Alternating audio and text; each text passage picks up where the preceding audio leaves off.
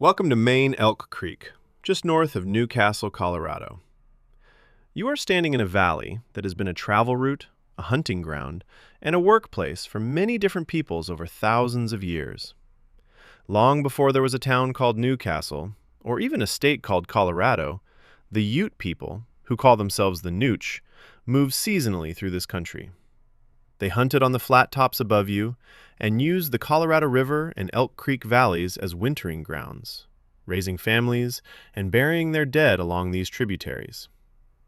For the Nooch, places like Maine Elk Creek were more than scenery.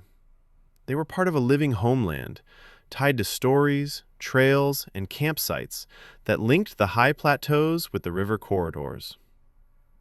In 1881, after increasing pressure from incoming settlers and the U.S. government, the Ute people of this region were forced off their ancestral lands and removed to reservations in Utah and southern Colorado. Within just a few years, homesteads, wagon roads, and eventually railroads began filling valleys like Elk Creek, lands that had been Ute country for generations.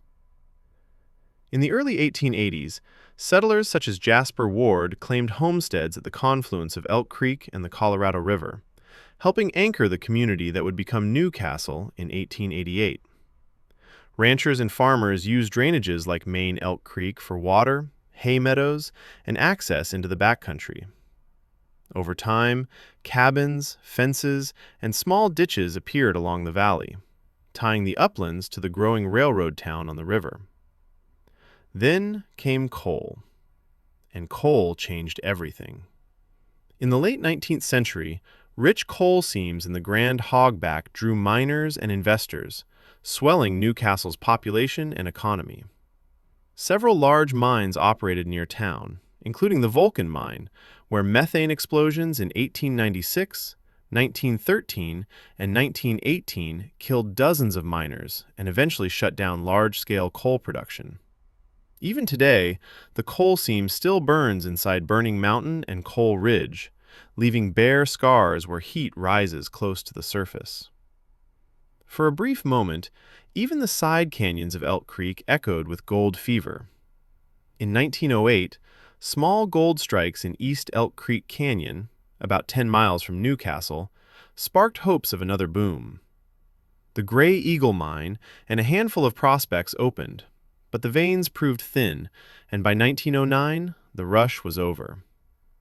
Miners and prospectors riding or walking up these drainages followed routes not far from where you stand now, pushing deeper into the backcountry in search of ore that never quite lived up to their dreams. Today, Maine Elk Creek is valued less for coal and gold and more for quiet, water, and wildlife.